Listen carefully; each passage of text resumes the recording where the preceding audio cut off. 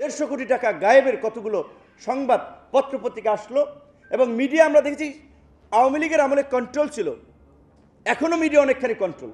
সেই নগদের নিউজ সব মিডিয়া আবার রিমুভ করে দিতে বাধ্য হয়েছে, বা যারা নিউজ করছে তাদেরকে নানানভাবে হুমকি ধামকিও দেওয়া হচ্ছে।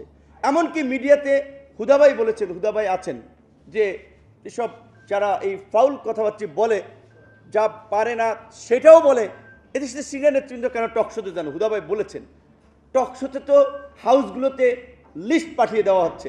আওয়ামী লীগের আমলে আগে লিস্ট পাঠাতো যে আসিফ নজরুল, নুরুল কবির, ভিপি নুর এরকম কিছু ব্যক্তি, তাদেরকে ডাকা যাবে না। আর এখন লিস্ট পাঠানো হচ্ছে অমুককে ডাকতে হবে।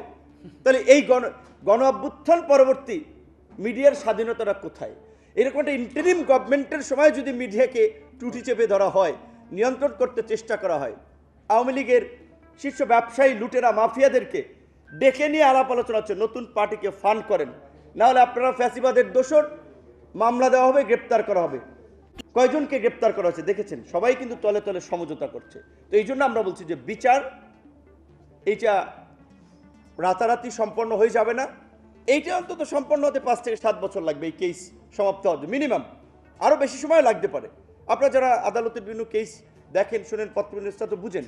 আর সংস্কারের প্রশ্নে ইতিমধ্যে এটা ঠিক যে বিএনপির বাইরেও আমরা 31টি রাজনৈতিক দল, গণতন্ত্র মঞ্চের মান্না ভাই সহ শীর্ষ নেতৃবৃন্দ আছেন, 12 দল, সমমনা জোট, ইসলামিক দল, অনেকগুলো দল মিলে আমরা এই নির্বাচনের আগেও একটা সংস্কার কর্মসূচি দিয়েছিলাম। যদিও আমরা মনে করি এই অভ্যুত্থান সেটার মাত্রাকে অতিক্রম করে গেছে। এখন একটা ব্যাপক মাত্রার সংস্কারের যে চাহিদা তৈরি হয়েছে, সেটার দিকে আমাদের মনোযোগ দেওয়া দরকার, সেটার সাথে থাকা দরকার।